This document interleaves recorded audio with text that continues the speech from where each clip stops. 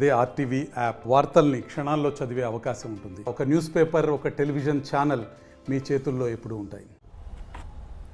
మన ఆంధ్రప్రదేశ్ ప్రజా ఆత్మగౌరవ వేదిక నుంచి, మన ఆదోని నియోజకవర్గం నుంచి మన కర్నూలుకి ఖచ్చితంగా మనకు హైకోర్టు కావాలని చెప్పేసి ప్రజల యొక్క అభిప్రాయం మేరకు ఇంతవరకు కేవలం బెంచ్ ఇస్తామనడము ఎటువంటి సబబు కాదు. కావున ఖచ్చితంగా మనకు కర్నూలులో మనకు హైకోర్టు ఏర్పాటు చేసినట్లయితే మన యొక్క ఆంధ్రప్రదేశ్ అభివృద్ధి చెందడానికి ఎన్నో విధాలుగా మనకు చాలా అవసరం ఉంది.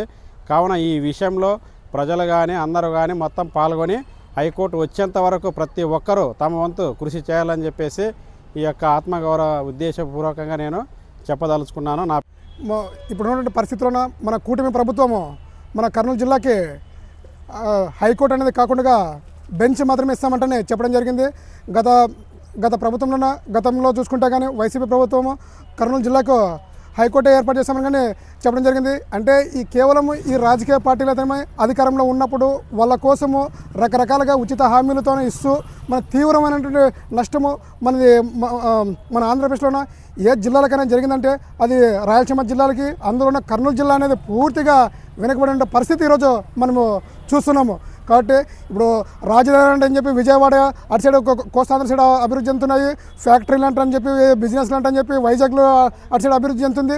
మరి ఏమీ అభివృద్ధికి నోచుకోకుండా పరిస్థితి మన రాయలసీమ జిల్లాలో, అందులోన వలసలతో పోతూ అనేక రకాలుగా ఎంతోమంది ప్రాణాలు పోగొట్టుకునే పరిస్థితి ఈరోజు మన రాయలసీమ జిల్లాలో మనం చూస్తున్నాము. ఇప్పటికైనా ఇలాంటి జనాల్ని వలసలు పోకున్నట్లే వీటన్నింటిని నివారించాలంటే, కొన్ని పరిశ్రమలు రావాలంటే కానీ అవి మన కర్నూలు జిల్లాకి హైకోర్టు బెంచ్ ఏ మాత్రం సరిపోదు. కాబట్టి వీటన్నిటిని మనం అరికట్టాలి. అభివృద్ధి చెందాలంటే కానీ తక్షణమే మన రాయలసీమ జిల్లాల్లోన ప్రధానంగా మన కర్నూలుకి హైకోర్టు అనేది ఏర్పాటు చేయాలి. అదేగానే హైకోర్టు ఏర్పాటు చేయకపోతే ఈ ప్రజల నుండి కానీ వచ్చే తీవ్రమైన వ్యతిరేకత ఈ కూటమి ప్రభుత్వము ఎదుర్కోవాల్సి వస్తుంది. కాబట్టి ఇప్పటికైనా కూటమి ప్రభుత్వంలో కానీ పెద్ద పెద్ద మేధావులు ఉన్నారు. మన ఆంధ్రప్రదేశ్లో చూసుకున్నట్లయితే ఎక్కువగా ఏ జిల్లాలో వలసపోతున్నారు, ఏ జిల్లాల్లోనూ ఆత్మహత్యలు జరుగుతున్నవి, ఏ జిల్లాలో ఎడారులుగా ఉన్నవనేది కానీ ఒకసారి గుర్తించాలి. మరి 24 గంటలు కోస్తాంధ్ర సైడ్ అంటే మరి వైజాగ్ సైడ్ అంటే ఈ విధంగా ఆలోచిస్తే మరి రాయలసీమ జిల్లాలో ప్రజలు ఏ పాపం చేసింటారంటే కానీ మేము డిమాండ్ చేస్తున్నాము. ఇప్పటికైనా రాయలసీమ ప్రజలపైన కొంచెం కనికరమించి అన్ని జిల్లాలని ఏ విధంగా అయితే చూస్తున్నారో అన్ని రకాలుగా వెనుకబడిన ప్రాంతం ఏదైనా ఉందంటే మన రాయలసీమ జిల్లా, అందులో భాగంగా మన కర్నూలు జిల్లా ఉంది.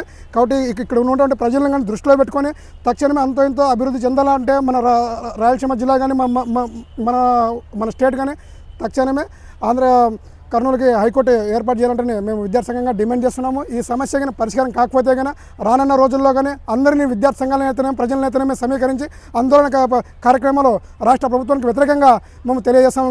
రాష్ట్ర ప్రభుత్వానికి వ్యతిరేకంగా ఉద్యమాలు చేపడతామని కానీ మేము తెలియజేస్తున్నాము. ఈరోజు రాష్ట్ర విభజన తర్వాత రాయలసీమకు తీవ్రమైనటువంటి నష్టం జరిగింది. నష్టంలో భాగంగా గత ప్రభుత్వం కర్నూలు జిల్లాలో హైకోర్టు ఏర్పాటు చేయడం అనేది జరుగుతుందని చెప్పేసి చెప్పడం జరిగింది. కానీ అది మాటల వరకే చెప్పడం జరిగింది, కానీ ఇంతవరకు దానికి ఆచరణలో పెట్టడం అనేది జరగలేదు.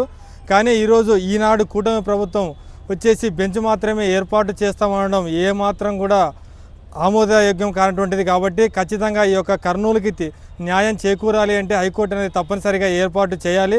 హైకోర్టుని ఏర్పాటు చేస్తేనే ఈరోజు రాష్ట్ర వ్యాప్తంగా ప్రభుత్వము ఈ యొక్క పరిపాలన కేంద్రీకృతం చేసి అన్ని రకాలుగా అన్ని జిల్లాలను కూడా సమానమైనటువంటి పాలనా విధానంలో అభివృద్ధి చేసేయడానికి అవకాశం ఉంటుందని చెప్పేసి తెలియజేస్తూ ఉన్నాం.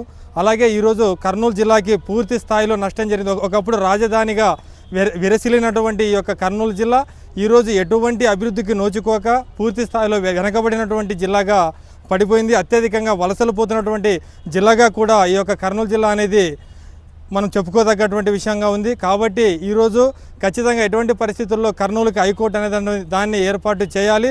చేసేంత వరకు కూడా మా యొక్క పోరాటాన్ని దాన్ని కొనసాగిస్తామని చెప్పేసి తెలియజేస్తూ ఉన్నాం. మాది ప్రజా ఆత్మగౌరవ వేదిక ఆధ్వర్యంలో ఈ యొక్క నిర్ణయాన్ని ప్రకటించడం జరుగుతూ ఉంది. ఈరోజు కర్నూలు జిల్లా ప్రజల అభిప్రాయం కొరకు ఈరోజు కర్నూలులో హైకోర్టు ఏర్పాటు చేయాలని గతంలోన వైసీపీ ప్రభుత్వము హైకోర్టు ఏర్పాటు చేస్తామని కర్నూలు జిల్లా వెనుకబడినటువంటి ప్రాంతంలోన మరి హైకోర్టు ఏర్పాటు చేస్తే ప్రజలకు మరి ఎంతోమందికి రాయలసీమ ప్రజలందరికీ కూడా ఉపయోగపడుతుందనే ఉద్దేశంతో గత ప్రభుత్వం అనేది హైకోర్టు బెంచ్ ఏర్పాటు చేయడం జరిగింది.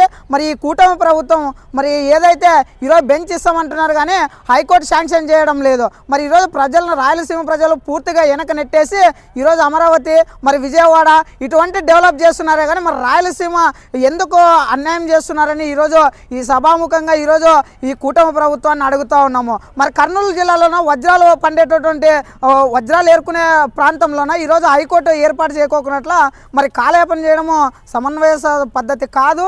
రోజుల్లో మరి కర్నూలులో హైకోర్టు ఏర్పాటు చేయకపోతే ఒకప్పుడు రాజధాని కర్నూలుగా ఉంది.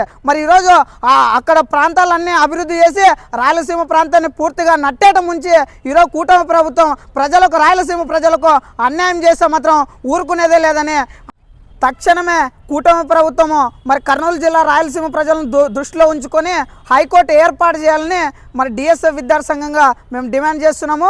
మరిన్ని వీడియోస్ కోసం ఛానల్ ని సబ్స్క్రైబ్ చేయండి, లేటెస్ట్ అప్డేట్స్ కోసం వాట్సాప్ ఛానల్ ని ఫాలో చేయండి అండ్ లింక్ డిస్క్రిప్షన్ లో ఉంది.